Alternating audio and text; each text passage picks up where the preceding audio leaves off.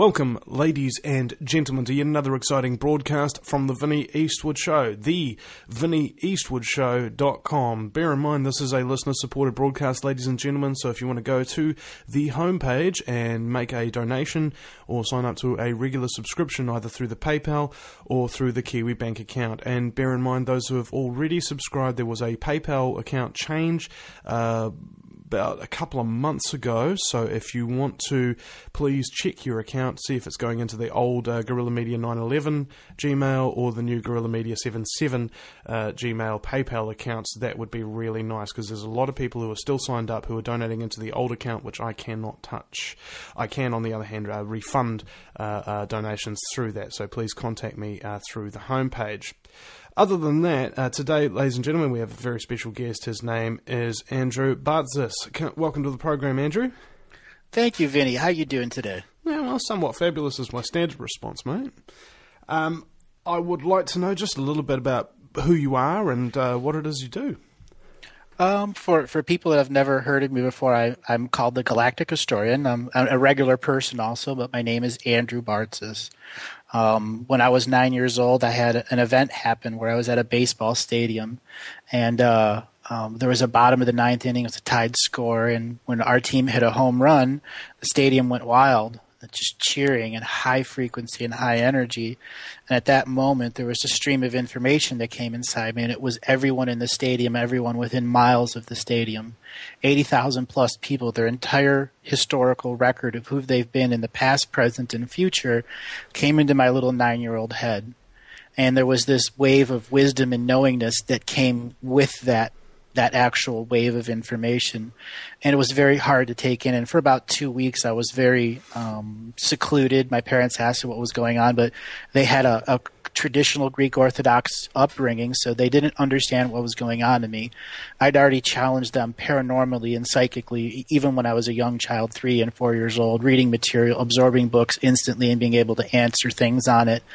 And after that event, I had a situation where I had migraine headaches, and the doctors couldn't identify what it was. And that was from the amount of information that I was filtering literally from wherever I would walk. Every person I ever passed in the street, every person that I've ever seen within a few hundred feet of me, I've downloaded their Akashic record. And I've traveled all over the world. And that's what it's like being in my life until I turned this skill to be professional. And that professional skill was reading people's past, present, and future lives until I came into an understanding of what this term galactic historian was that came into my mind at 9 years old.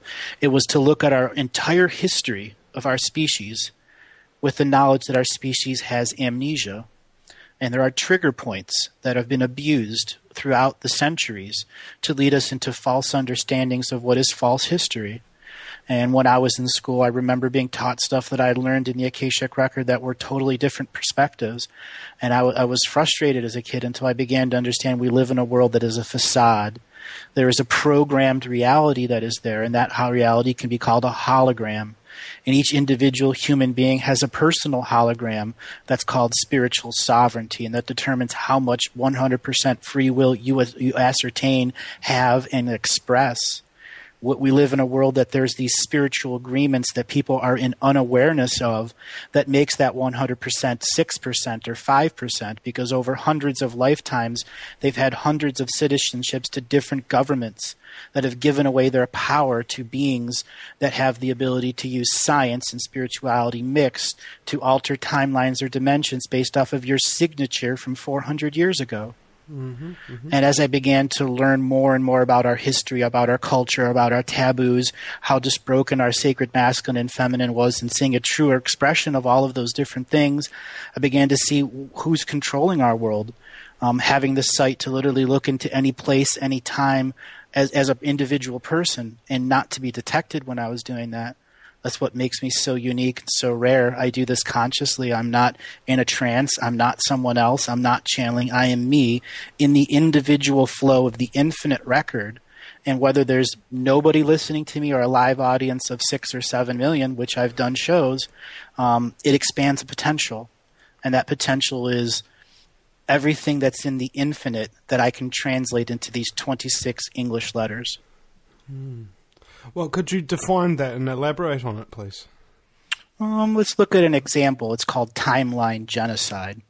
This is something I began describing in the Galactic Historian shows I did back in June last year with Lance White, where I took the entire 54 million year history of our species and explained it from the beginning to the end so that people began to understand it is not a single timeline that we're living in, but we are in 4 separate simultaneously existing paradoxes. Quite literally, through this term timeline genocide, the original species that inhabited Earth was sharing their DNA with other planets, other galaxies, and other universes. DNA was the basis of experience in this universe. If we look at our modern science, we discover that DNA is 80% memory. Well, whose memories are those? Well, DNA is 80% memory. The other 20% is called lineage programs, things that makes a silversmith or a radio host or a book writer. And those are the particular talents a light body brings into an experience. These experiences have attachments, and those attachments become parts of these facade realities, where the facade realities will alter the individual's expression so that they're not truly following their free will, but they're following a path defined by others who have farsight thousands of years in the future, and they are carrot and sticking for you to plan your lives their way. And that's the facade reality we live in 4 separate paradoxes. I know this is hard for people to understand, but we created this timeline genocide. It came here to Earth, where literally the original species that was here was erased. There were no ancestors on the planet, no first species, no primordial soup. And that's from the species that had time travel technology to enter our social agreement of time. And this was the first time it had ever been done in any of the 17 other universes. And as soon as we were erased, all the DNA we had shared, that was the foundation for DNA skin suit experiences that people used human DNA, all of those people lost their experience and their experience, so on, until it spread out. And the universal beings came together and had a creational event to put the experiences back together. But there were individual powerful beings here on Earth who knew that this uncreational event was purposely triggered, and they triggered a second one, and a third one, and a fourth one, spread throughout our human history to keep us in an enslavement program, because they see our DNA as the DNA Walmart, where they can feed the DNA to the universe and determine the way the universe is going to be advanced in experiences. They are basically being the monopoly of the great experiences. Our DNA is vastly different than the rest of the species in the universe. As much as 70% of the species in this galaxy alone only experience 3 things on 3 experiential levels: their physical body, their sensual body, and their sexual body. And sometimes they have a 4th, which is an advanced psychic body separate of technology. We as human beings here on Earth have 63 layers of experience here. So every time I smoke a cigarette or eat a piece of chocolate, my body and spirit body experience it 63 different ways. That's how much information hounds we are on this world. Now, you're throwing out a lot of numbers here, like experiencing it in 63 different ways or 17 different universes. Could you actually explain what the names are of these 17 different universes to define what they are? They don't actually have names as much as they are a frequency and a vibration of free will or non-free will, or a mix thereof. Each is a macro or a micro experience. Here we are the 17th universe in this creational spiral. And there are other creational spirals separate of us. And we are in an infinite creational spiral above us and below us. And that is what general human awakening is about, is understanding the macro and micro spirals. There are cells within inside us that have whole universes in them. So you see what I'm saying? They're just a range of frequency from the 7 colors of experience: red, orange, yellow, blue, green, indigo, violet. That's what this universe is, a 7-color experience. So beings come here for the 7 colors. And here on Earth, we have 9 experiential bodies. And that 9 experiential bodies and the 7 colors gives you the 63 layers of experience, where other beings just experienced infrared, or just experienced blue, or just experienced an ultraviolet expression. And those would be a 5th degree or 5th density being who no longer needs a physical body, but just a galactic roaming citizen or sentience. Well, and do they have consciousness? Are they self-aware? They are fully self-aware. Most of these beings ended their contracts with another planet because they're ancient. They already discovered the secrets to their own DNA, which is their DNA is the interface with any planetary consciousness. That's the fundamental rules of this universe. It's the 7-color expression. So when you understand a planet on its 7-color expression, your DNA matches that of the planetary resonance, and you can end your spiritual contracts with that and then become what's called a galactic roaming citizen. You have understood the fundamentals of nature, separate of your culture. It doesn't matter. That means you can leave your planet and just be an energy body floating through space, or you can manifest literally a vessel where you go through a creational process, whether it's created of stone, of ice, of water, or of gas. It doesn't matter. It's your method of belief system that allows you to travel from planet A to solar system B to galaxy C. Mm-hmm. It's just belief. So there's no physical evidence of anything that you're saying, basically, and it's all sort of like up in the air. I've been asked that question many times. We are a species with amnesia, so how do you prove anything to a species with amnesia? The same thing if you look at the Super Soldier Project. There's not a single admission of it amongst the government, but that doesn't mean it isn't real. It's the social consciousness that accepts its own frequency of the puzzle of lies and truth and interwoven lies. And that's the hardest part about the Galactic Historian, is because there are those who are going to say, where is the physical proof? Where is the physical proof? Our history has been rewritten by the victors and conquerors thousands of times. So what I've done is taken the times to expose those particular places where the most amount of influence is done, so that people can look for themselves at where the biggest taking of our human freedoms as a soul or as an individual were taken. We look at the Roman Empire when it split between Byzantium and the main cities in Rome. Well, most people don't realize it was actually the main cities in Rome that were encouraging the Templars to go there, but you can go back in history and look at it. But the history books make it seem like everything was in Byzantium when it wasn't.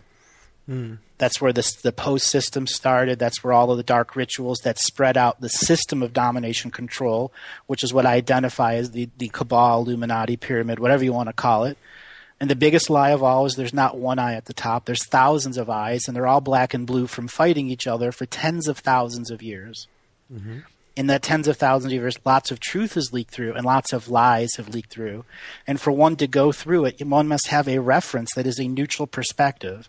And that is what the Akashic Record is. It is the view of your experience in this life from the planet's perspective. And that's the stream of information I go through. So how does one prove that I'm in that stream? And that is through the voice and flow and through I am, through the information, whether it heals or doesn't heal, whether it exposes or doesn't expose. It does something to relay a newer layer of truth to the amnesiacs that we are. Mm-hmm. I've talked to a number of people who've got these kind of views and opinions, abilities, etc. And one thing that really strikes me about them all is that they all seem to admit that there's no physical evidence for these things that they're doing. However, they often have these little stories of synchronicity and things of that nature, which for them are true confirmation of what they're seeing and what they're hearing. Oh, absolutely. I live a life of synchronicities. And in fact, I look for them, and I've learned to become very adept in seeing people that have all sorts of synchronistic energies around them, and then meeting them at opportune times with the same amount of synchronistic energy and watch absolute magic appear. Well, that's our birthright as a species, is to watch this magic appear by people coming together in their own sovereign expression that amplifies the sovereign energy expressions of everyone else. Care to share a couple of them experiences? Mount Shasta last year, I was giving a speech in front of a fire, and the fire lit up really, really, really high right as I was saying a series of words. And an owl hooted in the background, and as I stood up, there was this big glow around everyone, and everyone noticed that right away. Mm-hmm. Other synchronicities, meeting people at the exact right moment in time before they do something very different in their life. Mm-hmm. Hearing distant gunshots when I'm making a decision not to do something and confirming that.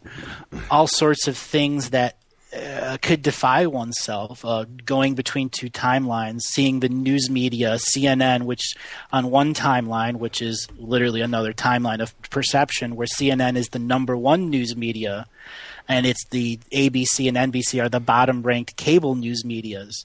And to see the different perspective based off the two, and then watch literally how one translates from one timeline to another, because they're doing trial balloons in our dream worlds. I can view the dream worlds of human beings all over the world without violating their sovereignty, simply because I'm from the perspective of the Akashic record. And I'm not the only one that can do this. There are others out there. And in fact, it's the birthright of everyone to be able to perceive this information, because your DNA skin suit technology. Could you define, I'm sorry to interrupt, could you define Akashic? If it's Akashic records, I mean, I know what records are, you play them, music comes out, but... Okay, the Akashic record, think of the molten core of a planet, and that's the heart and soul of a planet. And as that molten core gets a crust around it and it begins to expand and accept more and more densities from other parts of the solar system, layers of crystal grow and bigger layers of crystal grow. And those are the foundations of the records of the planet, what the planet is experiencing at that moment. And that is the Akashic record.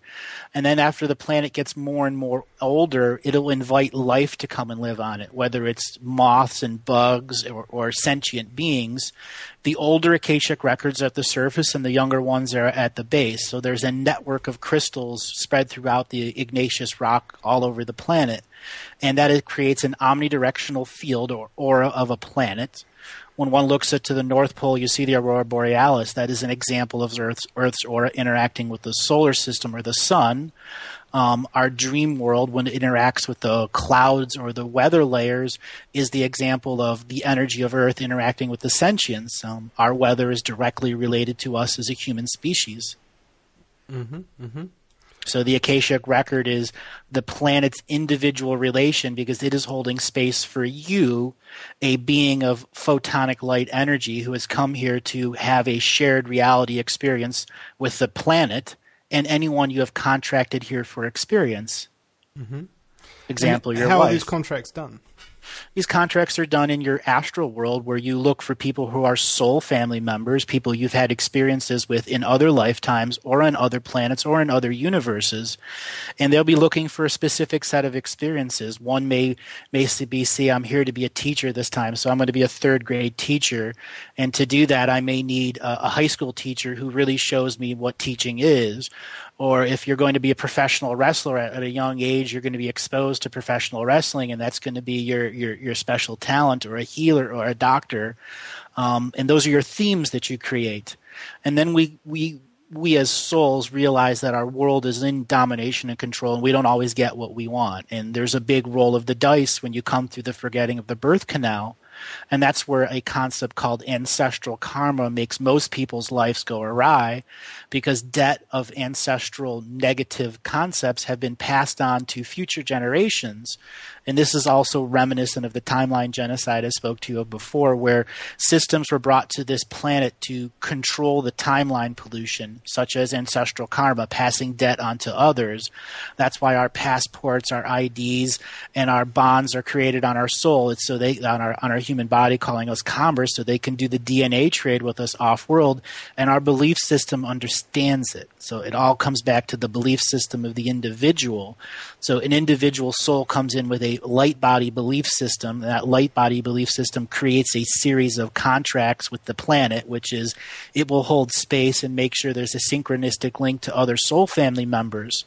And then there's the other system, which is the system of domination and control that created a false grid of Masonic brick and mortar buildings and cities and roadways to make there appear to be a second system of energy ley lines on Earth to confuse human beings.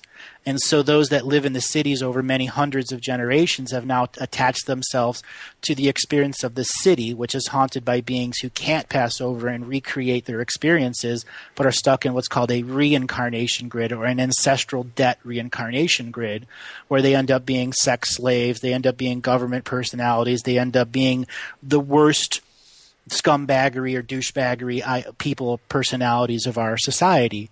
And our society is built as a machine, like the Vatican is a machine of entropy and destruction of minds so that they can create a mass volume of negative people to oversee the Vatican sex industry, which it does, and it oversees their drug industry. The same thing in the CIA. You need bad people to run those things, and those bad people are easily controlled by some of the most simple neurolinguistic programming, or are working basing off of their initial debt programming. Go on. Okay. Well, what area would you like me to go on to? I mean, you're at a point where I can go specifics into concepts. What would you like to know? Well, I still haven't heard what the 17 different universes are, or the 63 levels of experience. You know, if you're going to come up with a number, I'd like to explain what each and every one of those again, I know that they don't have names, but of course they must have characteristics.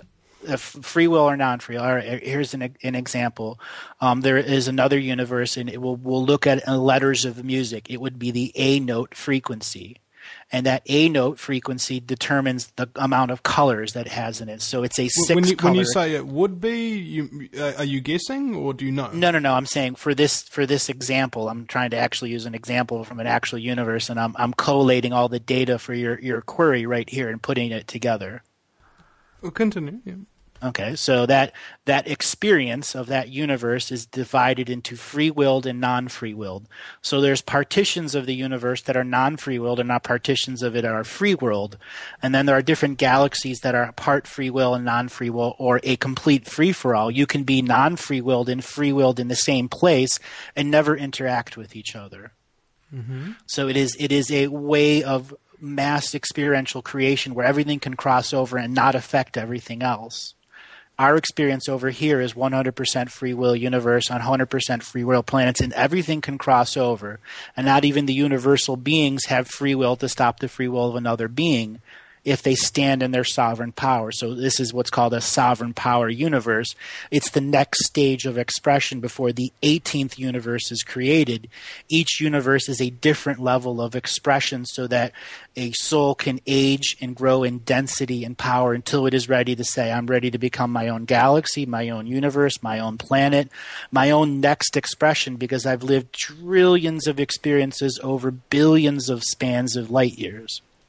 So the 17 universes, as you're trying to find, is the incarnational of a process from the micro being to the macro being.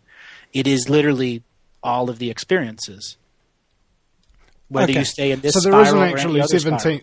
There isn't actually 17 universes. There's only one universe with 17 different frequencies and colors, etc., holding it together. No, there's actually 17 separate universes, and you have to immigrate from one to another to another. Think of a spiral. And then there is a master... hold on. Are these parallel universes that basically They're are exactly the same in every exactly single way, apart from a few little differences, like on that movie The One? Or are they completely different universes altogether with different characteristics? Completely different. The first universe begot the second universe, which begot the third and begot the fourth. So the first universe was another double helix strain universe, created a brand new space for a new universal experience. And that universal experience got old enough, it created a space so a second universe can be created, and so on and so forth, until you got to the 17th expression of something that was separate, completely separate of the original spawn.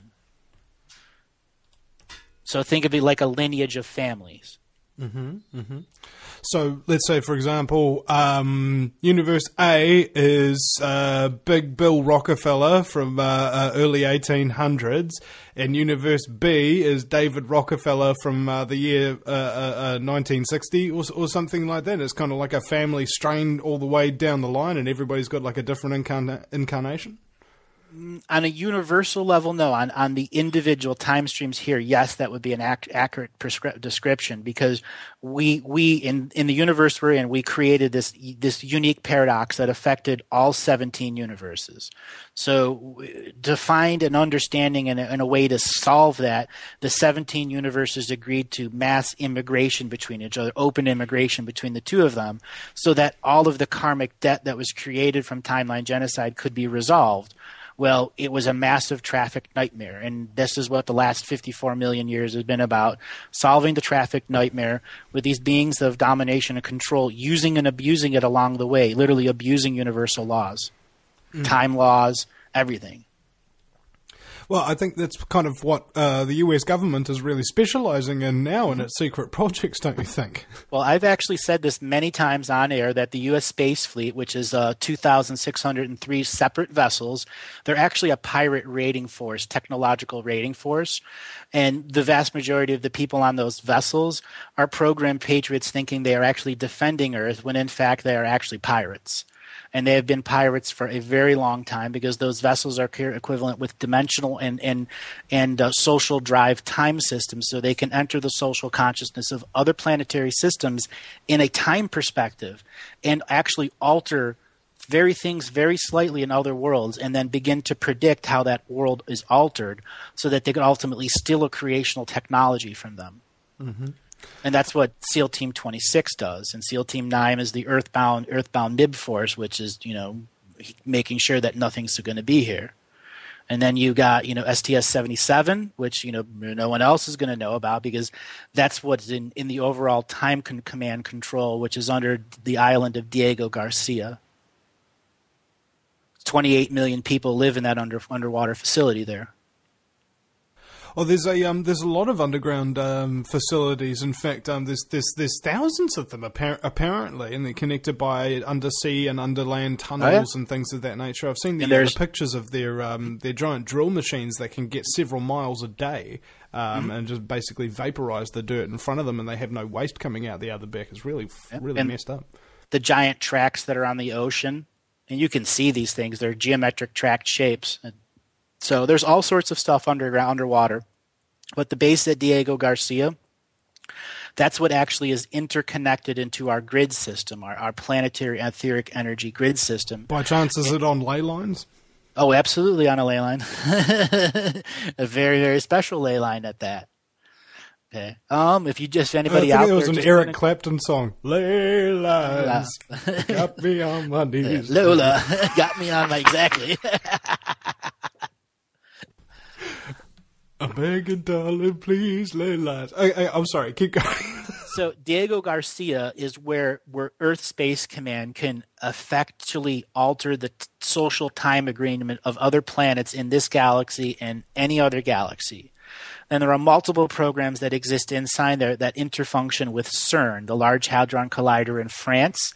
And that is the actual portal creation system so that they can create these micro portals to transit DNA bodysuits off planet because they're getting a vast value of technological information back. They're literally trading DNA because there are species out there in the universe that have eliminated their sex organs, quite literally, so they have no tree of life. And they need our DNA implanted back into them so that they can start to have children again. Mm-hmm. Okay, so there is a tremendous need for DNA here, which creates zealots off-world that will trade with the system here. You've probably heard people talk about a quarantine field around this planet. This quarantine field has been here for millions of years. Because of this DNA trade, there have been people who have been taken off this world, and they were bacteriologically infected that killed trillions of beings. And this has happened more than once, and that's why we have a quarantine field around us. Well, let's leave it right there just for the moment, and we'll go to break. We'll leave a little quarantine field on that, much like you would if Monsanto was growing crops next door. You're listening to the Vinny Eastwood Show, ladies and gentlemen, and we will be right back after the break with my very special guest, Andrew Bartzis. Welcome back, ladies and gentlemen, to the Vinny Eastwood Show. It's a listener-supported broadcast, so please go to thevinnyeastwoodshow.com and donate or subscribe today. We're having a wee bit of a problem with the home finances here, so we need another couple of $100 to pay the rent this week. Any assistance would be greatly appreciated. Also, check out our very loving, caring, and various other nice adjectives sponsors, our book sponsors on the homepage, The Crowdfunding Revolution by Kevin Lawton. The Range of Illusion by B. Holmes, and also check out our other regular sponsors as well, the High Tea Cafe, the Gourmet Soap Kitchen in Wagga Wagga, and of course Blue Shield. I got a little Blue Shield thingy plugged in, and one time my mate didn't believe it, that it worked, and he said, unplug it for a week, Vinny, see what happens. The worst week of my life, bro. Headaches, bad energy, like virtual migraines kind of thing. I was really angry and it was like, whoa, these Blue Shields, they make a freaking difference, bro, because I plugged it back in and it went away in 30 minutes. My total personality changed and I felt healthy again. It was really messed up. So go to the homepage and click on that little Blue Shield banner there and get yourself one of those if you can afford it. My very special guest is Andrew Bartzis. Now, Andrew, do you have a website by chance? Yes, you can go to galactichistorian.com. You can also check me out on Facebook and YouTube, Galactic Historian. Got a whole bunch of videos that are up there. And you can also sign up for all the different stuff that I do. I do quite a bit of shows, too. Okay, well, let's have a look then, because we were talking about, number one, we got these, should we say, universes, the 17 different universes, 63 different ways of doing experience. We've got all these Akashic records, like the actual tied-in records of planetary bodies, and we've got interdimensional beings that are capable of transforming and moving through these different universes and these different experiences and la la la la la. I would imagine the average person hearing this for the first time would be really, really confused and just switch off right away. Sometimes that happens, but there are other times that there are people that are looking for that. And that's what I've discovered in radio show after radio show after radio show, that however the information comes out, that they are deciphering part of it, they're understanding something from it. And I've done so much material that a lot of times when people ask me a general question, the material has been said before, but at the same time you have to explain it to people. It's like you as a host, can you remember a show you did a year ago? Specific show, which, lined out Agenda 21 or did a complete expose on that. So I'm in a situation where there's so much material out. The best way to begin to understand is to go to the Galactic History shows. There's 20 half-hour episodes, or you can just check out on my YouTube page and look for the Galactic History specials, where you get to understand what it is exactly that I do. For people that come to me for sessions, and I have quite a few, that what the understanding is who they are in the now and what's affecting them. And many people in the entertainment industry or in the energy industry learn right away there are other versions of themselves who are quite angry, who would very much like to take over your life. And they can do it. And we see classic examples of this in the entertainment industry all the time, as people look like they've been possessed because they've been possessed by another version of themselves who wanted to be here now in the time of the Great Awakening, and they learned that they're not in the right place. So they're leapfrogging through dimensional times and trying to take you over. We live in this world, a world of shame, blame, and guilt, in this soup that was purposely created in our culture so that people would tend towards the negative and become callous towards the violence and aggression that's in this world. Well, can I ask as well, emotionally speaking, has this actually had much of a strain on you? Because I see a lot of psychic healers also very much struggle with their gifts and their insight, because, namely, there ain't too many other people to guide you down a path that's unique. Oh, exactly. For a really long time, it was difficult because of my age. I grew up in a Greek family, and I started working when I was 6 years old. I worked in a restaurant, a traditional Greek concept. I had a different life, a very different life. So I had coping skills early on that a lot of people wouldn't get. And as I got older, yes, things got very tough, especially when I began looking at some of the darker areas of our world and began entangling with it at the quantum level, trying to understand why it had happened that way.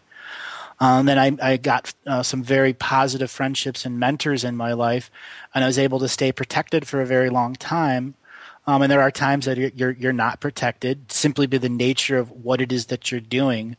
You know exactly what I'm talking about when you're going out a limb and you're bringing something out for the first time, and you know that it's really going to have a deep impact. Okay? So there are those times where it gets very difficult and the body does show the suffering. But I've also learned how to survive in time. I can perceive time. I can perceive attacks coming through time, and at times alter them or step one dimension sideways, and it just hits a shadow reality. And for those out there that are skilled in that energy, they'll know what I'm saying. The same thing like remote viewers. Like there isn't a show that I don't do that isn't remote viewed by thousands of people in the present. And it's not because they're looking for the information that I'm in. They're looking for specific individual frequencies there because they're looking for other versions of themselves. And this is where some of the material I've talked about is timeline viewers who are looking for other versions of yourself for both good reasons and bad reasons. We're broadcasting on an unprotected social network. And our networks are created this way. So we all begin to share the dirty energy underwear, whether we like it or not. And that's where sovereign beings stand up and say, no, I can say my truth and don't need to share my energy, but I can share my truth. And my truth is more powerful than my energy. On top of this, there's a lot of confusion among the super soldier things. And we were talking off air before about super soldiers and how it's kind of like testimony comes in from 1,000 different sources, and there's one source that lines up with all the other 1,000, and each of them do in their own way. So what my theory was is that the mind control techniques and things of that nature for which they're trying to conceal galactic history, yada yada yada, you know. I'll just take your word if you don't mind. What they do is they split the mind into about 1,000 different parts, so that even if they tell people what they see, they might be telling them 999 incorrect things out of one that's correct, because they've been deliberately confused in order to hide the truth. Exactly. Exactly. And I've worked on many super soldiers privately, and then there was a radio show, Douglas Dietrich. You know Douglas? Oh, yeah. Totally. I was on his. He invited me to be on his show, and when I called, I was actually late for the show. When I called in, there was another caller on the show who was a person that was relating to Douglas's story, and he asked me what I thought, and I was in that high frequency mode. I'd already done like 6 hours of live radio interviews that day, and I told Douglas I'd just pop on his show as soon as I finished going to the bathroom, and I began reading this person. I instantly understood he was a psychic soldier. A super soldier and a very powerful psychic at that too, that it was broken into 300 separate personalities. I identified the demons that was in him, talked about his prisoner of war thing, which he was. He has a silver star, prisoner of war. He's a 53-year-old person in a 23-year-old man's body. He was actually taken out of his body 2 days before he signed up to the military. His 53-year-old mind was put back in completely blanked, but he still had all of his skill sets, and went through his different time-traveling personalities, which is where they created 300 separate personalities and cloned him so that those clones can stay on other timelines that were going to be destroyed permanently. So it would create what's called a random soul shard from this person, which they could grab with their photonic energy systems and literally capture a piece of their soul shard and then implant it into another fetus in this common timeline that we're all sharing and create another version of this young man who went through the exact same process of becoming a super soldier. It was a way of duplicating the process. You didn't have to beat train each and every one like they were doing in the 50s, 60s, 70s, and 80s. Well, how exactly can we confirm though? And that's the other thing. Like when I was interviewing Andrew Basiago and Bernard Mendez, who are in the Project Pegasus program, one thing that they told me is that they found about nearly 9 or 10 other people from the jump room programs just after Andy went public, kind of thing. These people started turning up and just going, yeah, I was part of it too. And what they did is they had these long calls, conferences, just kind of like off air, totally private and what have you. And what they were doing is comparing notes. And it's like what I was saying before about, you know, if you tell 10 people 1,000 different stories, they'll all talk together and they'll find out that there's one story that they all remember in exactly the same exclusive detail. And they were telling me about this time when they went to Mars, they think, and they got attacked by some kind of dinosaur creature or whatever. And it was only upon collating their information, that they were starting to accept the possibility that what they had seen wasn't Mars at all, and it was just a simulation. Right. I've actually talked about Bernie with Bernie a couple of times. He's been on my show, and I interviewed him a number of times also, and I've had many conversations with all of them privately. And when it comes down to that was a different reality experiment. That's what Project Pegasus was to show the human power of the DNA, that you can invade another reality without actually being in that other reality. And if you're going to be a force of change in a future consciousness that understands reality programming warfare, what better way than introduce 30, 40, or 50 people with very similar stories who can come onto a controlled media network and just watch it spread between the people? One voice isn't enough to get that out, and you know that. It would take dozens of voices to reach to the people that are truthers who don't even know they're truthers yet. So what you can see is a strategical move placed through time, whether they're pawns, knights, bishops, kings, or queens, makes no difference. They're simply a move in this poker game of time. Bluff, no bluff. Are you holding the ace in your sleeve? It doesn't matter if you're cheating or not, because at the end, everyone shows their cards. And what is showing their cards is where belief, though, the overwhelming power of belief of this world, determines how our reality shifts or doesn't shift. And that's the struggle we have every single day. And when you look at the super soldier spectrum, their struggle is that the edge, the very leading edge, you think of a wing with wind going over it, they're at the leading edge of that perception, that expression that there is truth. And in truth is this word, all-encompassing word, disclosure. What does disclosure truly mean? It means something different to everyone. But there's something to disclosure. It all leads up to what?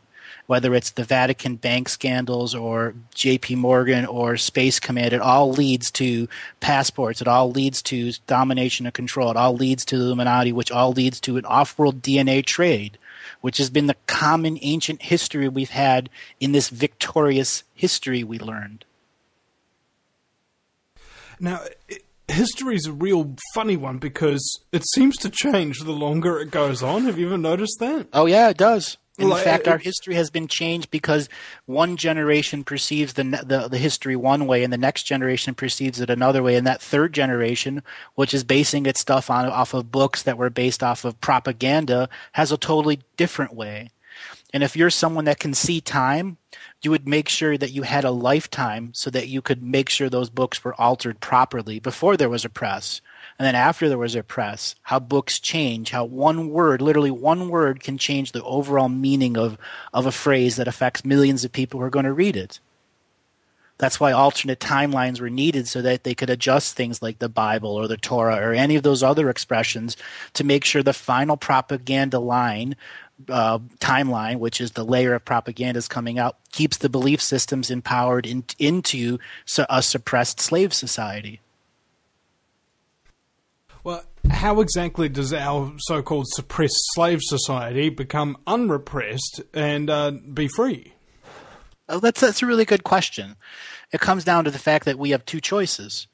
The civil and cultural world that's been handing us unnatural births, vaccinations, GMO food, or the natural world. How you interact with that natural will be your choice, whether it's going to a drumming ceremony to clear dense energies once a month, or living totally free, or off the grid but still using your credit cards, or whatever your choice is. But it's to begin the separation of the world that offers you vaccinations, GMO, it offers you cancer, it offers you all of those things that are sicknesses that come from living within inside that stressed structure, where you begin to say, I do not have to live in lack. I can manifest money with my creativity. You go back into your heart space and begin to relearn love has no strings attached to it. Back to the original foundational rules that all of our ancestors lived in before the creation of mind control, before the creation of the Templars or any of those other ways of living. Each individual person has a sovereign way of living, and our society will have to adjust and allow new expressions of life. How that comes apart, that's the awakening. That's the wonders of it. Whether it's you with a megaphone or me on the radio or someone else like Alfred Lamont Weber or Dr. Dream and Laura Eisenhower or any of those others that are out there telling their truth, they're doing it from the joy of their heart, not because it's making money. Well, there's the other element. I mean, if I take myself as an example here, if I may be so precocious, I was just thinking about how I'm getting donations from the listeners, and I'm surviving more or less via doing the right thing, or at least what I feel is doing the right thing. And every time when I run out of money, I ask for some, whether directly from the listeners or just hope for some, and it always turns up. Conscious manifestation. Now, is that my consciousness manifesting it? Because I've always interpreted it as I'm doing what I'm supposed to be doing on a cosmic level, and there's something that yes, wants me to do what I'm doing and wants me to continue. And it's only when I doubt my cause, it's only when I doubt my abilities that the support stops coming. It's almost like when a salesman's trying to sell you a product and he doesn't really believe in it, he's not passionate about it, he doesn't really care, and you don't give him your money. Exactly. Well, how about I rephrase this? It's a social consciousness manifestation. You are being a service to the social consciousness with your radio shows, with your archives, with the comedy that you've done, with the exact, excruciating pain of truth that you brought out that has made other people squirm. Whether it's Bilderbergers or any of those other, they squirm at us. But they really ultimately aren't going to act or react to us, because if they do, they make it worse. So the best thing they can do is create trolls or create an industry that produces false information, so that we're a needle in a haystack of all this other truthers. And that's the name of the game now. So as long as you remain in service to the social consciousness, that manifestation of money, or that manifestation of energy, that manifestation of love will find its way to you, because those people who do listen to you understand your signature frequency and the nature of your soul mission. Well, here's another element as well. It's kind of like, I don't know the end game, like where am I going to be at the end of this process? And I think that's part of the fun. If you're talking about because this is something I was really concerned about people predicting the future and what have you, because I recall when people were predicting 2012 was going to be the end of the world and so on and so forth. Every single time anybody's ever predicted anything in the future, apart from financial predictions because they know the elite and the economy is controlled, they always fall flat on their frickin' ass, or it doesn't happen the way they think it's going to happen. Or a random earthquake that's been predicted. See, sometimes that does happen. A random one comes out of nowhere. They predict it. Okay. Because of HAARP activity and oil reserves they can that predict have been found. Exactly. They can predict how the ground's going to fracture. See, those are different, because those are technological aspects. I'm talking about kind of like sociological ripple effects, unpredictable effects, that kind of thing. Like the fruit vendor in Tunisia who changed a whole timeline that came out of nowhere. Yeah, I haven't heard that story. He changed the world. He did. Well, who is this fruit vendor? That's the guy in Tunisia who set himself on fire a few years ago that set off the entire Arab storm. You mean the one Egypt, where... everything was based off of that one fruit vendor who set himself on fire because they raised the taxes and forced him to have a vending license. And it was all about food riots. The same thing in Egypt was about food riots. The price of olive oil had tripled. Okay. That's the whole reason Egypt, everything in the Middle East exploded. Not according to their will. But of course he wasn't really around to see it because it burned to a crisp. He burned himself to a crisp and died, yes. But he changed it because he got 1 billion hits that got erased. Well, people watching him immolate himself. Well, I was thinking about this earlier. I was watching an episode of The Walking Dead the other day, and what these people were doing, these two groups of people who were at war, were talking about how many of their group that they would be willing to sacrifice in order to save the rest of their group. Mm-hmm. And one group says, I'll sacrifice all of them, and the other group says, I'll sacrifice none of them, because that's not my role. I can't do that. And I had a similar thought, I think last year or so, that there's only one form of sacrifice that is really, really more powerful than all others. It's not sacrificing other people's for your cause, it's sacrificing yourself for the cause of others. And not becoming the martyr at it. That's the trickiness of doing it. Yeah, exactly. Not becoming the martyr, not becoming demigodded, not becoming worshipped for good end, but others do it because they know why you did it. But where's the can I just say there's a whole bunch of like little timeline fields. I mean, it's like, I don't know, you're looking at a racetrack and you've got all these different lanes in the racetrack, but you don't have to actually stay in that lane, right? Nope. And you don't you don't even have a regulated speed. I mean, it's basically like, you can totally, if you wanted to, destroy everybody else on the track just by crashing your car into them, sort of thing. And I feel that's the way a lot of people are behaving now. They feel that the only way to win the race is to disable all of their competing cars on it. Cheat. Yeah. To cheat. Well, yeah. It's the only way to win a rigged game, isn't it? Absolutely. So are you and I cheating by having our own radio stations? Yes, we are. Are we? I think we're cheating. We're cheating at such a sovereign level that they can't stop us because they gave us the tools. I'd say it's just that we're just playing. We're playing within the rules, but not playing a regular tactic, right? Because they're playing golf and we're playing full contact rugby. Yeah. Well, I used to be a salesman, so you know, convincing people to buy stuff off me so that I could make money was kind of like what I did for a living. And now I don't need to convince anybody of anything. I'm just providing information. It's up to them. They can make up their own damn mind, and they can also choose whether or not to donate to me. And they always do, right? So it's almost like, because I took the manipulation out of the factor and replaced it with honesty and integrity and just basically a willingness to interview anybody about anything. I think people have seen a very, very genuine format of show that really hasn't existed before, because it has so much of a, shall we say, a vast subject matter. And the same with mine.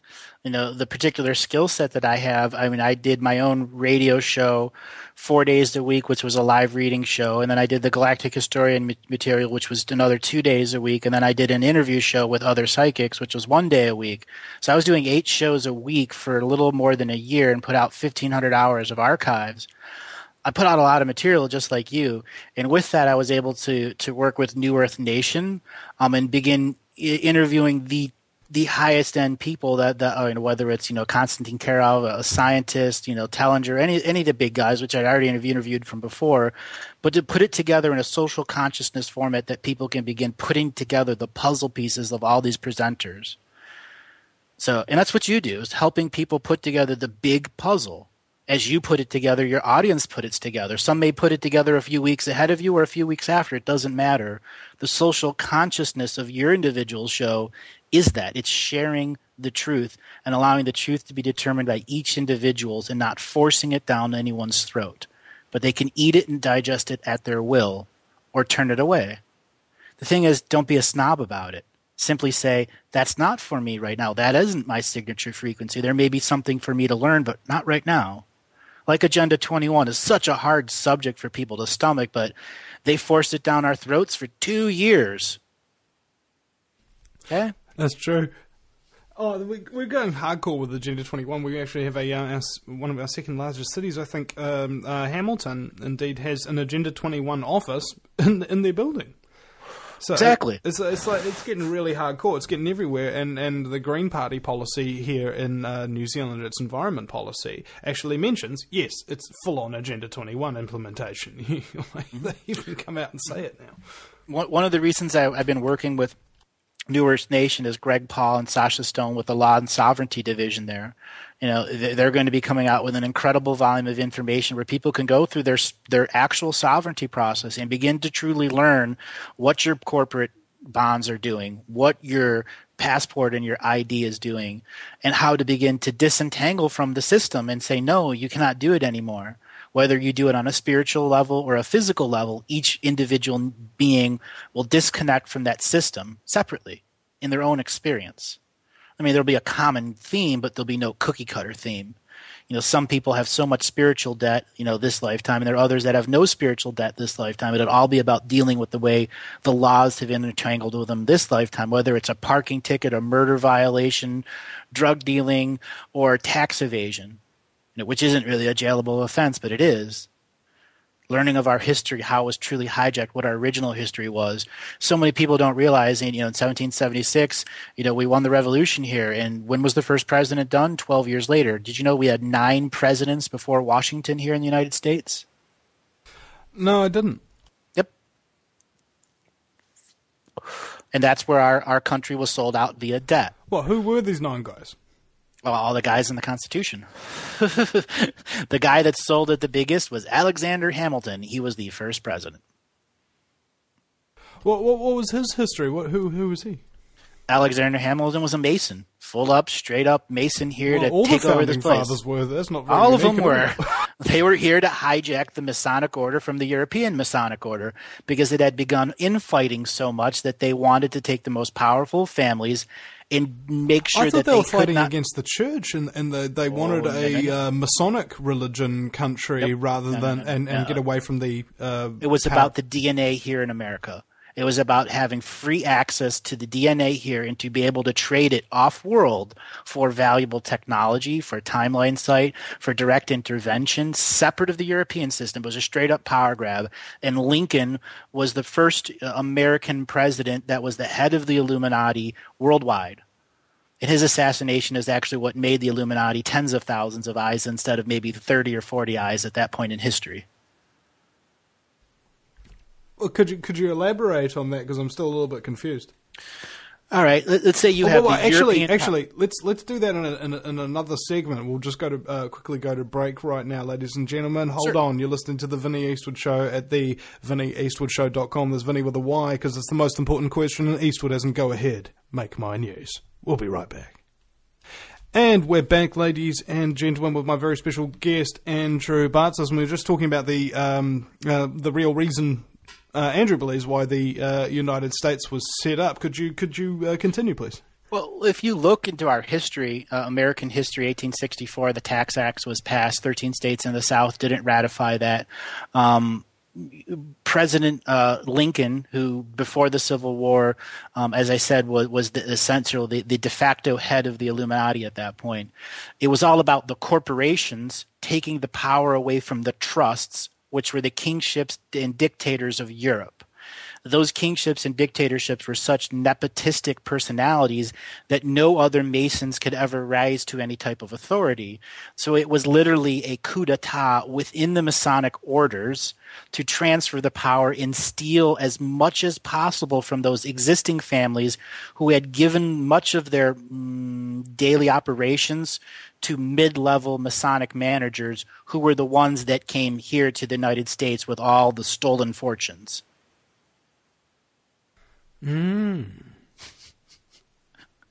That's the truth. And that's in history. That's in the banking records. Well, and that's how much exactly are we talking about here? Trillions. Equivalent of dollars. Trillions. It's like as much as 40% of Europeans of Britain's gross product of gold. Secret documents, technology, it all came here. Yeah. Oh, okay. So is that why the United States was able to grow its economy so fast over the next couple of hundred years? Because it had literally pulled the exact coup d'etat on the power brokers of Europe. And as a result, they became the new power base. It's just like new de facto shift power base. From this direction to that direction. And I'm sure the British weren't very happy about that, which is why they tried to keep them under lock and key with taxation. War of 1812, correct. Well, when they burned down the White House. Which, did you know that when that actually happened, that a hurricane spawned multiple tornadoes and ate the entire British encampment? An actual hurricane came up the entire Potomac coast. Wow. Oh yeah, that's in history too. They don't tell you about that. What was that? That's the social consciousness of the population of America fighting back. Do you know that less than 2% of the population defeated the entire British Army? 2% became part of the revolution. Yeah, it was between 2 and 3%, or something like of that nature. Just, and that was actually fighting, like people who are actively involved. Yep. And of course, there was a large underswelling movement underneath that. The pamphleteers and just general farms people from all around the country and what have you would just give food to the food, clothing, socks, whatever. Yeah, that kind of thing. It was like the community had rallied around the very, very small percentage of them that were willing to die to protect them all, and the rest of them were willing to at least take great risk at supporting them. And it's out of that kind of struggle and that camaraderie that, this so-called greatest nation in the world was brought into fruition. But I fear that sense of community has been greatly lost on the people of the United States. The preamble of the United States, the Declaration of Independence, all of that stuff, it's under a spendthrift trust. And for those people that understand a spendthrift trust, that means they created a trust. The few created the trust for the all, which included the future inhabitants of a place, which created the first corporation, which is the trust. So we are all operating under a spendthrift trust, and every document that's been created since then is part of that corporation. That's how long the corporation started. It just took another 200 years for it to filter through the laws so the social consciousness would begin to accept it that the government is corporate. It was never government to begin with. Yeah. Let's just keep feeding them BS very, very slowly and slowly and slowly until eventually it's their entire diet and they can't live without it. Exactly. That's what's happening to the entire world right now, isn't it? Everything's turning upside down. Everything's under a spendthrift trust. That means all the rules can be turned upside down and inside out whenever they want. And that's ultimately what Agenda 21 is. It gives them the power to turn it upside down and inside out whenever they want, however they want, with no oversight. Well, there's no accountability, really, is there? Well, there never was meant to be, because there's an understanding that our world that is in this unified shared reality right now is breaking down into thousands of local individual realities. And in fact, right now, since the last superstorm in the Philippines, the big typhoon that went through there, we're in actually 1,500 separate realities around our world. And that's ultimately what happened to Malaysian Flight 370. It got stuck between two local realities that were crossing over each other, and it became very porous, and it fell outside of our social time. And the people that are quarantining, fielding this world, were able to put it in a mobile paradox, think of it like Groundhog Day, until they're able to insert them back into time. Because nothing can be taken out of our time at this point in our history. We are set on a fuse of expression. And somehow, some way, when the fuse ends, it's either going to be fireworks or it's going to be, hand grenades and nukes. Hopefully, it doesn't end up that way. And it's not the first plane. It's, the whole reason they're making a stink about 370, it has nothing to do with any of this other stuff, is because it's the 41st vessel that has gone missing in 9 months. There's over 4,000 people that have gone missing. There was an oil tanker that's gone missing. There's been a French war vessel that's gone missing. 2 separate Israeli nuclear submarines. I mean, a lot of stuff has gone missing in the 9 months. Well, and that's why it's still sticking. Are we talking about what's it called, Bermuda Triangle type phenomenon? Oh, they go through a vortex and they're no longer in this social conscious agreement of time. They're somewhere in between it, or literally in another social agreement of time. Some literally have vanished out of this world, and then there are the interdimensional or extra-dimensional beings who are overseeing the energies of our world, who have been able to put them in a bubble that kind of in phase with this time and out of phase. They're experiencing like the movie Groundhog Day. Or what's it called, the new Tom Cruise movie that's come out. We were just talking about that before the show earlier, Days of Tomorrow? Days of Tomorrow, yeah. I haven't seen that one yet. Yeah. Well, I think that basically all it is just a sci-fi rework of Groundhog Day. It is. I mean, great concept, though. It's teaching people just like Inception did. Mm. Well, look, ladies and gentlemen, there is no creativity left in Hollywood, okay? And if you think so, just shut up, for frack's sake, I mean, it's just the same stuff recycled over and over again. However, you can look at, say, a song made by an artist, and you can totally tell that he's influenced by artist A, artist B, and artist C, and yet he combines these three different styles and makes something completely unique, right? That's the best form of creativity that the entertainment industry can come up with now. They can't come up with anything original, but they can mix several other things together and make it appear so. Now, is that sort of like a construct for reality? Exactly how it's happening with these psychopathic scumbags. They can't create anything, but they can steal everybody else's ideas and make you believe that it was theirs. Exactly. Or steal those ideas and make them far less in potential. So people are constantly having the wool pulled out from under their feet, whether it's free energy or the new psychic therapy or whatever the new shiny bauble that's being sold in the industry. It's all about pulling the feet out from under people so that their belief system is challenged, so they fall into depression, obsession, and regression. They don't want people active and in their own energy fields and in their power. Otherwise, there'd be 1,000 you and me's out there. Yeah. And God forbid, we need that. We sure as hell need 1,000. There are 1,000 of us out there, I'm sure. They're out there, but they're not doing what you and I do. They're not at the front. Yet. It's like, what was I saying the other day? Oh, yeah. If you haven't, suffered in your life, worse abuse or whatever than you've ever been through before, you haven't really learned much, right? I think it's much like muscle building or bodybuilders, so to speak. The more pain you cause yourself, the more gain you get. But also at the same time, you can frickin' injure yourself in the process of growth. Absolutely. And, being an experienced intuitive, I've seen that in my own self where I've caused great psychic harm to myself for defending another, especially those who have horrible nightmares. Yeah. Or intense migraine headaches, and you step into that energy field and you begin, the defense of that field and discover what's happening to that story and then begin to relate it to the individual person so they can stop that signature frequency of attack from ever being in their field. Because at some layer they've given away permission for this being to be a part of you, whether it's because there's a Masonic building 10 miles away from you or some lifetime 1,000 years ago you were part of the Masonic order and you weren't a good guy. And you gave away a lot of your sovereign power, and every lifetime since then you haven't gotten it all back.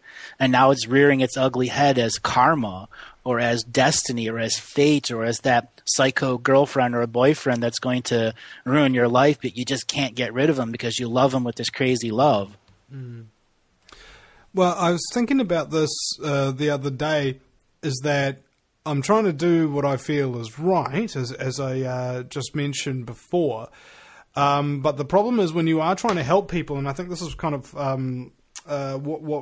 what you really triggered here for me, because I've been having these conversations with people who've had problems with child, youth, and family services, our equivalent of CPS, and they're telling me about how their children have been raped and giving me graphic details and all of this other sort of stuff. And I get maybe 10 messages like this a month from people just in New Zealand talking about how their kids have been kidnapped by the state and they're being sexually abused and how traumatic it is for them and all of that kind of stuff. I'm not sure if all of these people realise that they're not unique and it's not like I'm saying, oh, I don't care. I do. However, if I keep consistently listening to this stuff and keep interviewing these people all the time, I get depressed. I get anxiety. Even though nothing has happened to me, just sharing bad experiences can be a bad experience. That's called dense energies, and it's very hard for the body to alchemize or process dense energies. You aren't taking it on, but just being in that person's energy field is like when you were younger and you had an asshole boss. I'm sorry, you had a crappy boss. You can say asshole. Same thing. You had an asshole boss. And that every time you went to work, you didn't realize that you're suppressing yourself to be around that boss. And the same thing applies to the other situation. It's like you've suppressed yourself to be a part of that, and you can't let domineering people or domineering subject matters that are dense be a part of you. And that's where energy cleanliness, the most basic concepts of it, whereas your home where you sleep in that bed is the place you don't want dense energies. And you don't want to bring that dense energies to your bed with your wife in it. You want to make sure that it's just you and not the dense energy that you've been sharing with people, because I call it the dirty energy underwear. You know, you broadcast a radio show, so do I. That means you are open to all of the energetic frequencies of everyone else that's out there, unless you have the coping skills so that doesn't affect you. You know, as a host, you've built up a callous skin and particular skills, you know, but after a while of doing it after time, there's only so many things you can do before it's like it's been a song that's been played too many times, and it has an exact opposite where it depresses you. So when you're dealing with the dense subject matter, such as rape and abuse that is existing inside government or church or whatever, again, you can only do it so much. Well, I had this one woman come around, and she was here at my home for 6 hours. I barely got a word in that whole 6 hours. Only about 3 hours of it was interviewed. So it's just sitting there listening to this woman go on and on and on. I call that psychic vomit. It's frickin' relentless. Yeah, it's psychic vomit. And after that day, I basically had 2 months where I couldn't do nothing. You know, I was just like... Yeah, and that, from my perspective, that person is in unawareness, and that was an example of a dense energy or demonic attack that was literally attacking you at your ability to process it, which is your liver. Where any possessing entity, what it's going to look to is get into your tailbone or your liver. It's its first two choices, because if it gets in your liver, that means anything that builds up, whether it's a traffic ticket or somebody that cuts you off, it gets more and more power when you go through frustration and rage when it's in your liver. If it gets in your tailbone, it stops you from taking in the natural energies of Earth, and you begin taking in its energies in unawareness. And something like that sticking around 2 months, that must have been nasty. It's probably a depression or an anger demon that was causing people to be angry around you for no reason. No. Now, when I say demon, nobody else was getting angry around me. It was me. It was like I was trying to cut myself off from the world. Like during the time, out of the 2 months, I think for the first month or so, I was still doing interviews, maybe 5 days a week, and these were long, like 3-hour interviews. And then after about maybe 2-3 weeks of doing that, I hadn't actually edited or put up on my website any of them. Right, talking to people was like as much of a challenge to me that I couldn't. Even though it only takes 3 hours of the day, 3 hours out of a working day is not even half your day. And then I would be so wiped out, it was all I could do just to talk for that long. And after about 3 weeks or so, I stopped doing interviews altogether and still wasn't editing and putting stuff up. And I had all this massive workload, and it kept ragging on me, kind of like in my head, just going, you got to do the work, And I was like, no, I don't want to do the work. And then I started to feel guilty because my listeners were still donating and their subscriptions and everything, and I wasn't producing any shows for them. Felt really guilty about that. Felt guilty for another whole month afterwards, until one of my listeners told me, Vinny, stop feeling guilty, okay? If you want some time off, you deserve it. Stop feeling guilty. And I was like, I stopped feeling guilty, and I started working the very next day. Yeah. I call that the trenches, when you're feeling that guilt and you're doing it for everyone and you're not doing it for yourself. You're doing it because you like doing it. You wouldn't be doing this, right? If you didn't like it? Well, actually, there's times when I don't like it, and you do it out of more moral obligation than enjoyment. I get that part. I do it out of a moral obligation, too, because of the information that I have here, and it's a matter of sharing it with people. The moral obligation says what? It means you have a moral code. And if anything that your shows or your archives do, whether you stay on air or not, that moral code transits through. That's ultimately what we want people to do, is to be able to break bread with each other, whether you agree or disagree. You got to be able to at least start the end of factionisms. Where this clique and that clique do it this way and that way, and you can't get in this clique, and this clique works this way. It's so high school, but it's been generated time and time again The Illuminati and the Cabal is no more than different than high school cliques. It's the same concept. They just have more power than high school. But then by perception, when you're in high school, the head of that class, he has all the power. We don't care about the Illuminati when we were in high school. And again, the change in perception that we all go through each and every phase of life. What was life like before you learned to drive a car? And then what was it like afterwards? It was just life. Just life. Just plain old life. Just life with a different skill. That's it. But as a kid, until you do that experience of driving every day, paying the insurance, fixing the car, changing the brakes, making sure there's oil in it, all that other responsibility that comes with it. Well, the other element that I wanted to really discuss with you is also how to kind of like protect yourself from this kind of nonsense, because I'm not doing what I'm doing because of so much of a choice as it is a lack of options. So like the last couple of times I've been to job interviews, I've had panic attacks, and so I made up a mental disorder, which is totally legitimate because all mental disorders are totally made up, called employophobia, a fear of gainful employment. And ever since then, I've had to be self-employed because I've realised that I don't stand to gain from being employed by any other scumbag. Well, that, and also, what are you going to put on your resume? Truther Radio for 2 years, interviewed this. I want to flip burgers for you. No. Again, there's going to be a scrutiny at you where there are going to be business people aren't going to hire you simply for the material that you cover.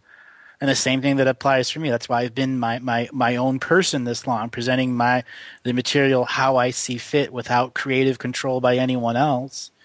And for you, you can do an incredible job. You have your donation force, but you can take it to the whole next level if you want, and work smarter, not harder. I mean, you've got an incredible following that helps you go through your 2 months off. I went through my 3.5 months off after I burned out after Christmas, after doing an all-day marathon of the Nothing's Going to Happen Tomorrow for the 21st. Again, nothing's going to happen until people stand up. But people are burning out in this movement. And there are some awake people out there that are burning out and going back to sleep. And if I can do a radio show 2 days a week or 6 days a week, whatever it turns out, 10 hours a week or 10 hours a month, and it helps people, then I'm doing the right thing. And so are you. And we just have to, as individual beings, come to our own determination with our own determinative spirit how we're going to change this world. Well, I've had messages from people who were going to commit suicide before listening to my show, The Lighter Side of Genocide, and they suddenly realised, actually there is still some fun stuff out there. Sure, we're being exterminated. Sure, we're being enslaved. Sure, we're being poisoned. Sure, we're being brainwashed. But, it doesn't mean you can't have much fun. Right. There's still love out there. There's still lovers out there. There's still incredible experiences to be out and had. Hey, don't you hate those people, bro, who totally deny the other aspects of the human nature? You're like, greed and murder, it's all in human nature. But isn't love and compassion and being a good cat also part of human nature as well? Yep. They conveniently forget that part, and I think that's because they've been brainwashed into believing that humanity is bad by the scumbags who are actually running the show, so that they won't actually try and help or support or do anything for anybody else and just get totally demotivated. Like that whole concept that humanity is a virus. That's a belief system that was from the introduced Matrix. Well, before that, humanity was the Andromeda Strain, actually, a movie in the 70s, late 70s, early 80s, I believe. It was about a virus that came in and affected the military first, and the military people had a coup d'etat. Yeah. Yeah. It's humanity's a virus, and that other invading species was the antibody to the human virus. That was introduced. All of those concepts were introduced to change the social consciousness, to become callous to humanity's potential. Hey, what do you call a military dictatorship that seems to happen by magic? What? A coup d'etat! Coup d'etat! We've seen many of those. Look what's going on in Thailand. Yeah, and look what's happening in Ukraine. Right, ladies and gentlemen, you're listening to the Vinny Eastwood Show. My very special guest is Andrew Bartzis. Please go to thevinnyeastwoodshow.com and check out our sponsors, the book, The Crowdfunding Revolution by Kevin Lawton. Also, this is, bear in mind, crowdfunding is replacing capitalism in the traditional sense. The crony capitalism, where a few people basically hold all the purse strings or what have you, and they more or less decide which technologies wind up becoming publicly available, which companies succeed and which don't, because they've got all the money that can make them succeed or fail. That's starting to change because of crowdfunding. And if you want to learn how that works and be able to get in on it so you don't have to be a slave anymore, go check out that book on thevinnieeastwoodshow.com, The Crowdfunding Revolution by Kevin Lawton. There's also another great book in there by Brian E. Holmes, B. Holmes, called The Range of Illusion. And I think you might actually like that book as well, Andrew. It's very, very kind of like spiritual, universal, sort of novel type thing. Sort of like trying to introduce the New World Order, the mind control techniques, and all these very complex systems that we come to understand through a lot of historical and spiritual research, etc. And she's putting it out in a fictional context so that's more digestible. So if you've got a friend or family member or something like that who is so not waking up to the New World Order yet, just go, hey, here's this totally innocuous novel, just looking that for totally Christmas time. Other than that, there are our two regular sponsors, which are the High Tea Cafe in New Lynn, Portage Road in Auckland there. If you want to click on the link there, they'll tell you when the cafe is actually open up there, and you can go and purchase yourself some high tea, as well as the Gourmet Soap Kitchen in Wagga Wagga. It's just the most ridiculous soap, right? Really? Okay? Fight Club ain't got nothing on the Wagga Wagga Gourmet Soap Kitchen. I kid you not. And not to mention, again, got to really, really get people out there with the Blue Shield, right, mate? It makes a real big difference, or at least it has to me, and pretty much anybody else I know who's actually had one. And lastly, but certainly not leastly, and soon to be promoted absolutely beastly, is Volcania International Consciousness Coffee.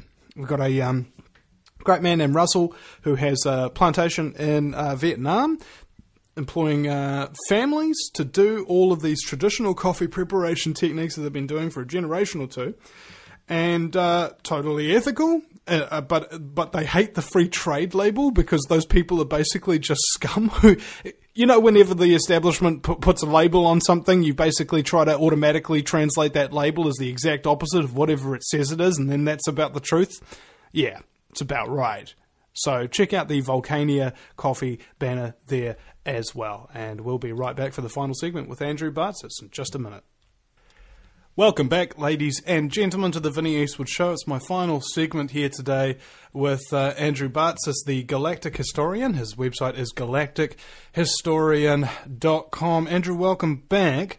Now, towards the end of the show, what I used to do back in the day, and I think it's kind of appropriate for you, is to ask you to share something that you don't normally share because, people either are like judgmental or they just won't believe you or anything like that, or it's what you're saying sounds a little bit crazy.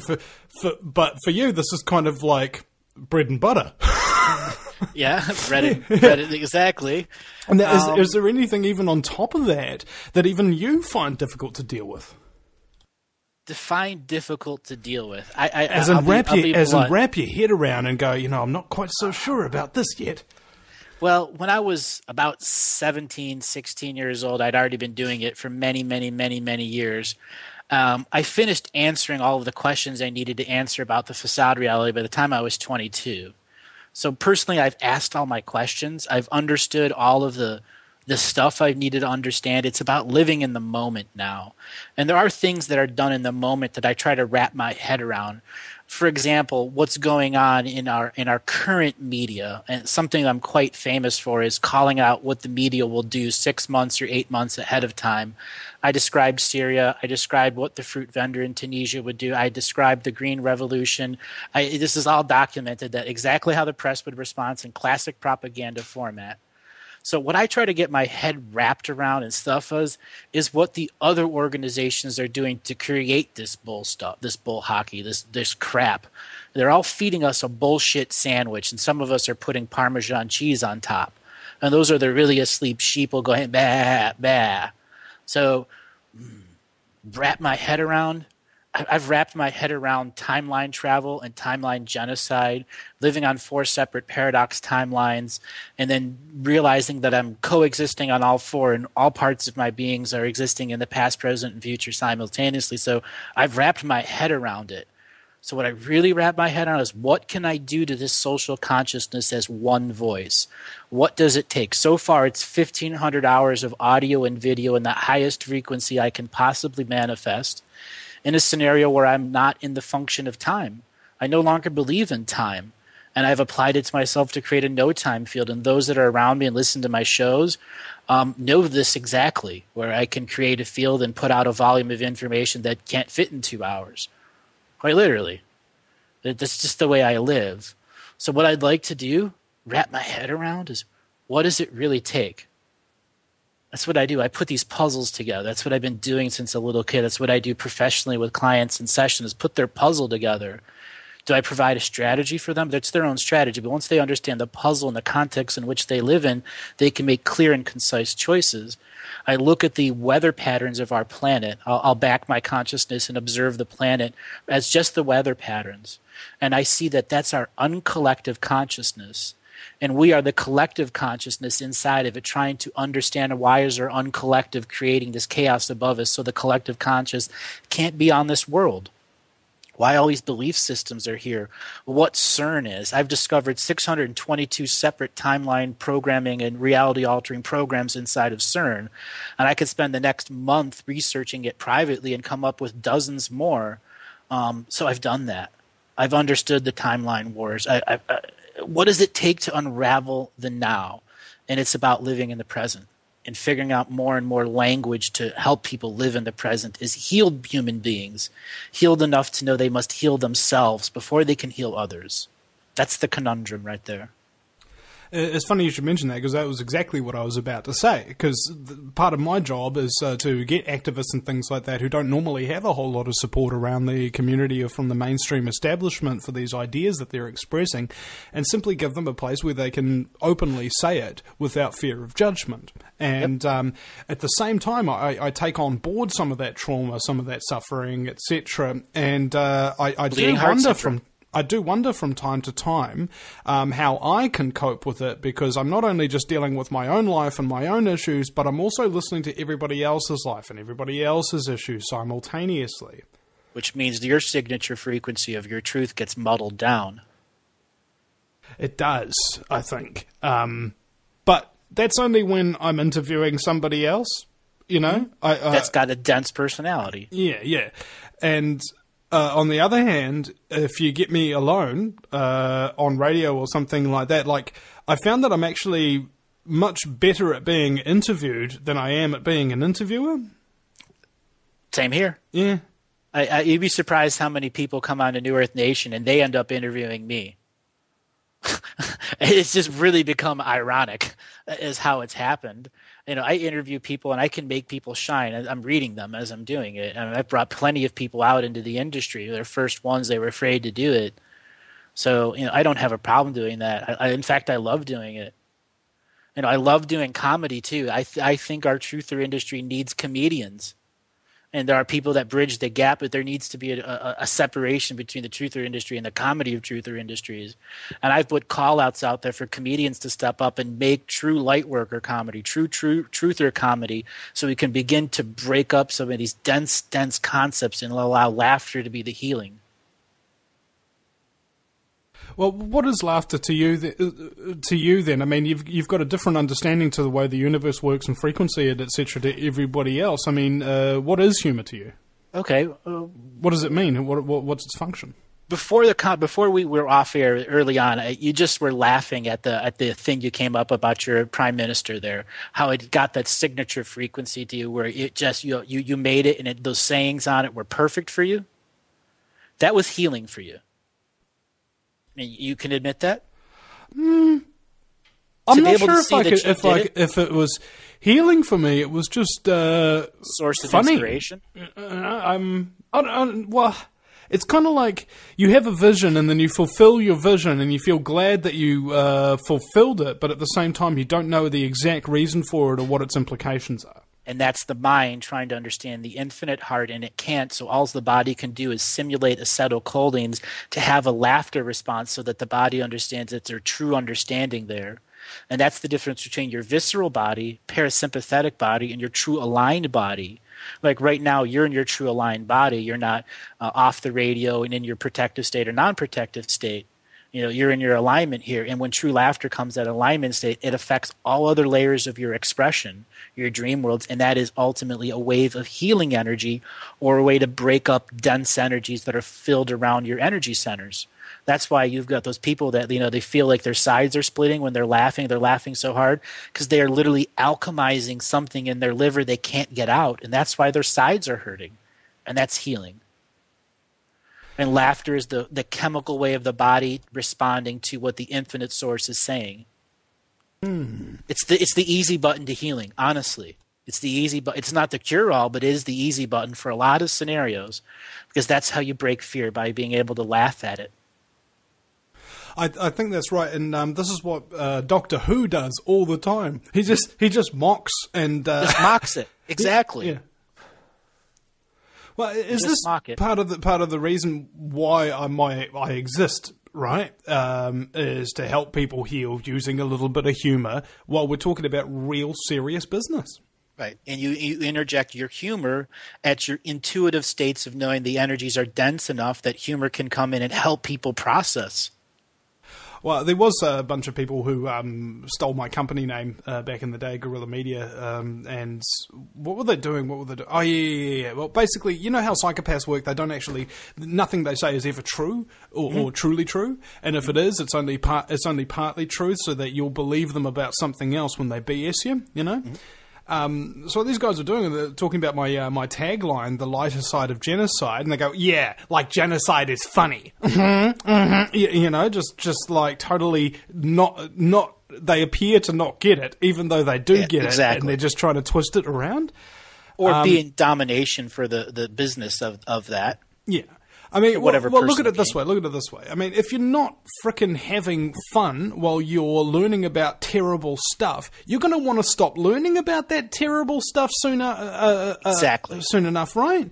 Exactly. And my goal is not to frickin' wake people up. I hate that phrase, I'm going to go out, I'm going to wake the people up and all of that kind of stuff. Some people do. Some people are good at it. Personally, I think my objective is not to wake people up at all. It's just to have those people who have already woken up, stop them from going back to sleep by helping them deal with this crap.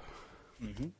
And the different people that you bring on helps them deal with it in different ways. The regular listeners that you have, listen to the genre of guests that you bring on because it's your signature frequency they're looking for through the lens of your perception and how that person's presented through your lens, positive or negative. It doesn't matter.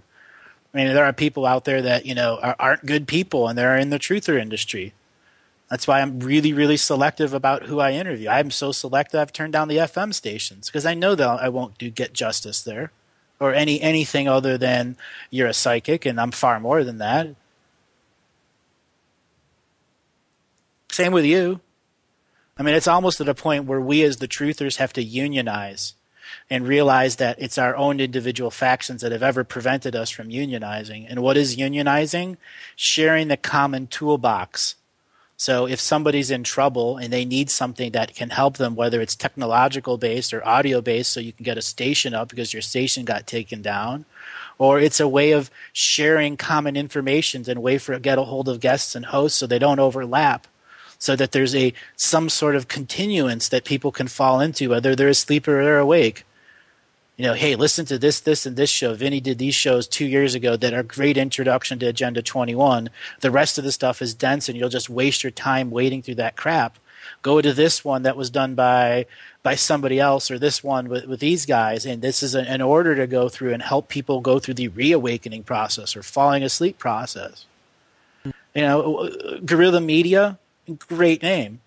When you look at the foundations of your startings, or the foundations of my startings, we're still at the same place.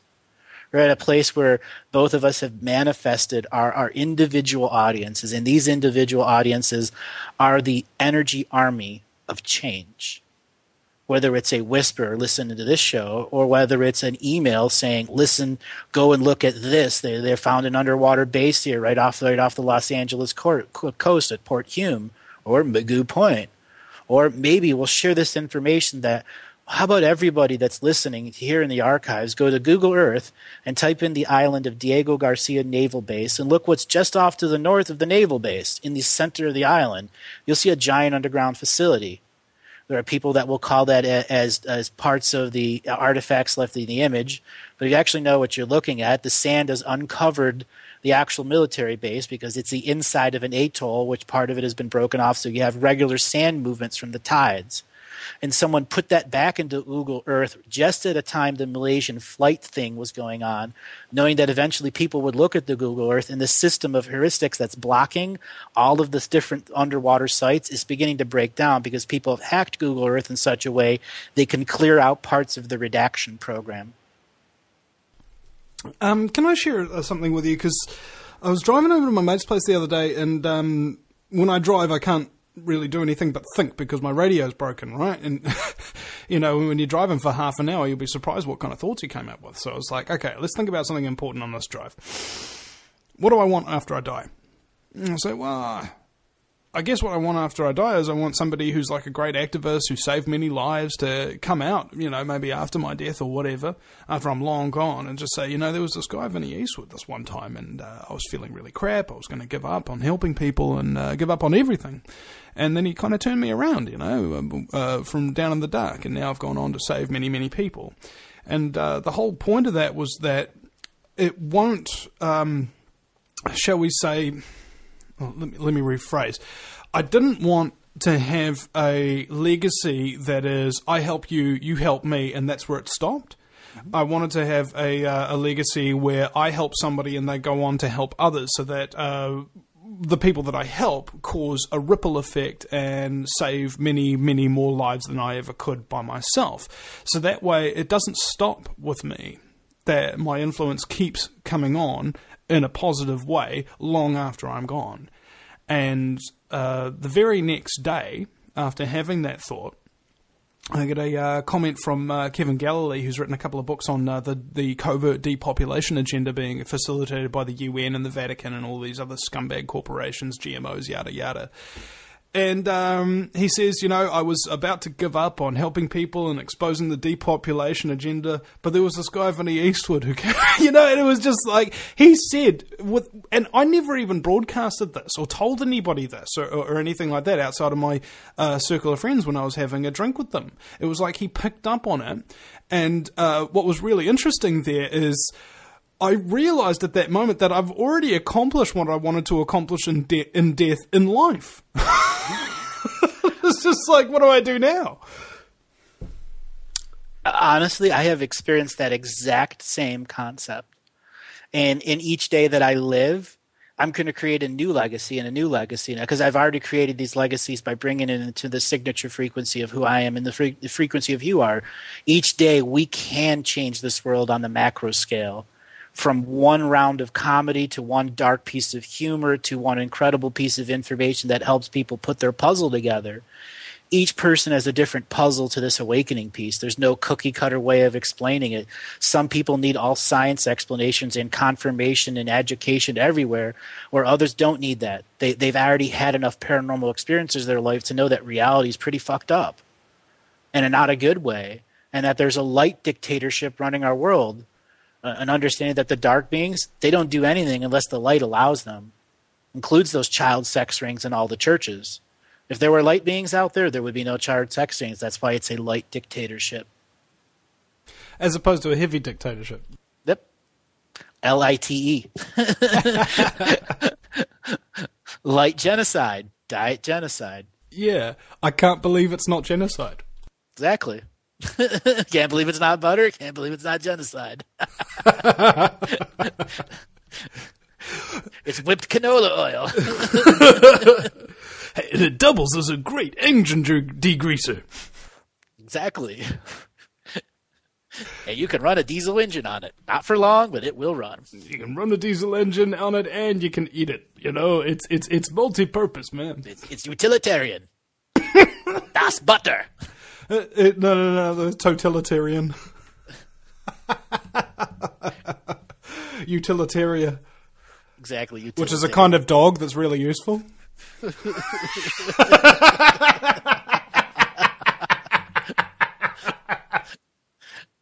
All right. We're wrapping. I got a joke for you. Two ascended masters were arguing, and one says to the other, and he goes, "How many ascended masters does it take to screw in a light bulb?" And the other ascended master says, "None. It's the light worker's job."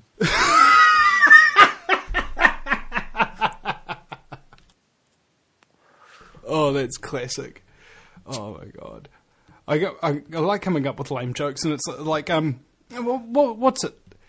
It's actually really important. I found, like, in a world so full of scumbaggery and terrible, horrible, no good, very bad business, I think it's actually so much more important to make jokes at every single opportunity. You know what I'm saying? It's like, oh, here's a chance for a lame joke and a crappy pun or something like that.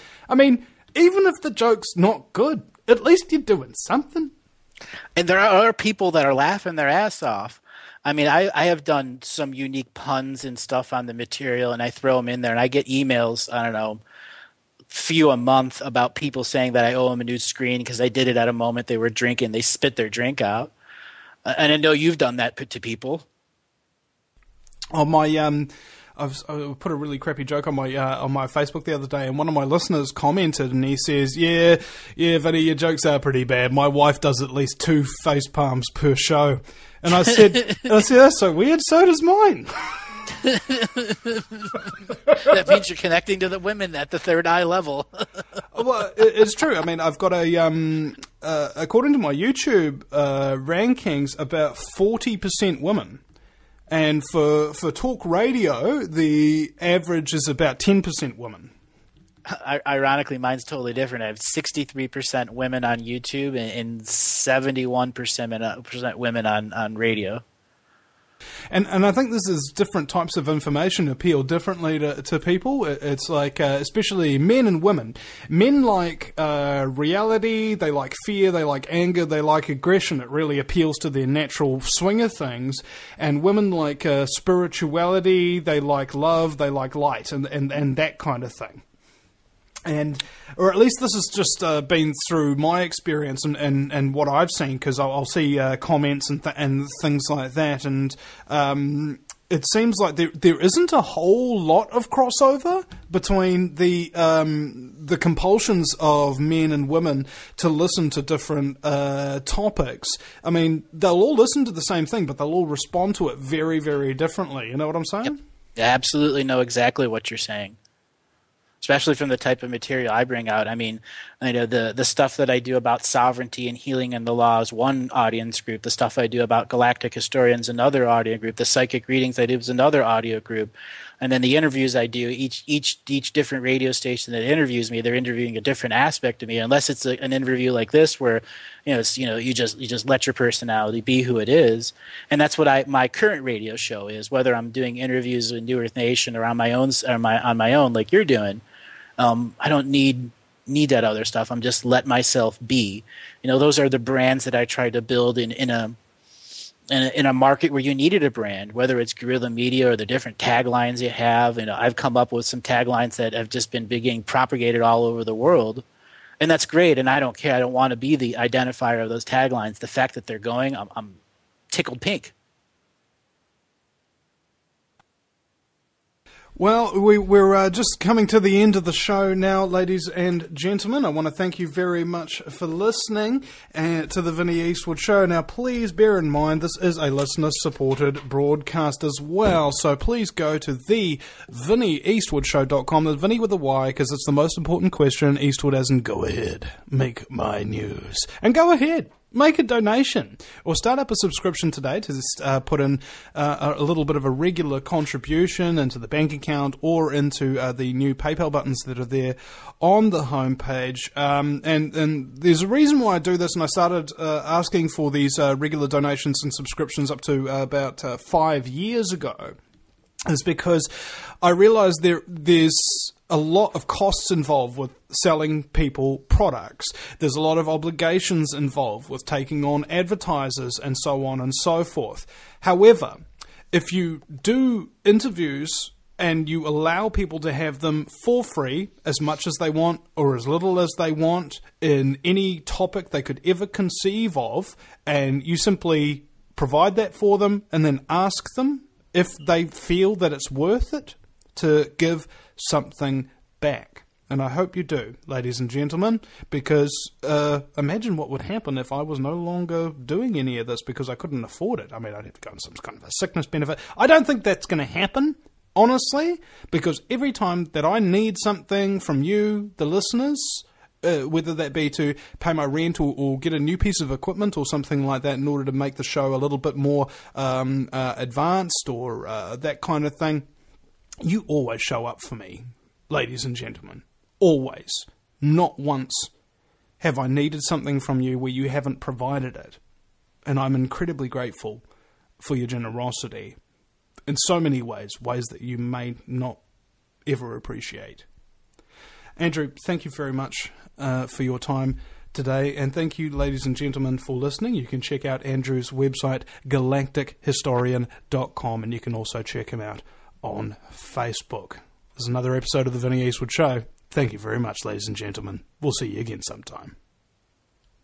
Do you realise every day we are being put under constant stress from wireless radiation? What's worse is that you don't even know that it's happening. It puts as much stress on our body as if we had a constant viral infection, draining our energy and sapping our strength, or just making us irritable and fatigued. These wireless fields are being emitted from computers, microwaves, mobile phones, power lines, and any electrical appliance. Now there is a solution. A group of research engineers in New Zealand have come up with an active shielding device that shields you from wireless radiation at a cellular level. Blue Shield comes in 3 models: a household, portable, and USB that plugs into any computer. The great thing about Blue Shield is it is very affordable and guaranteed to last. A one-off purchase will see you being protected for years to come. Visit AmericanFreedomRadio.com and click on the Blue Shield banner. Blue Shield, brought to you by theVinnyEastwoodShow.com.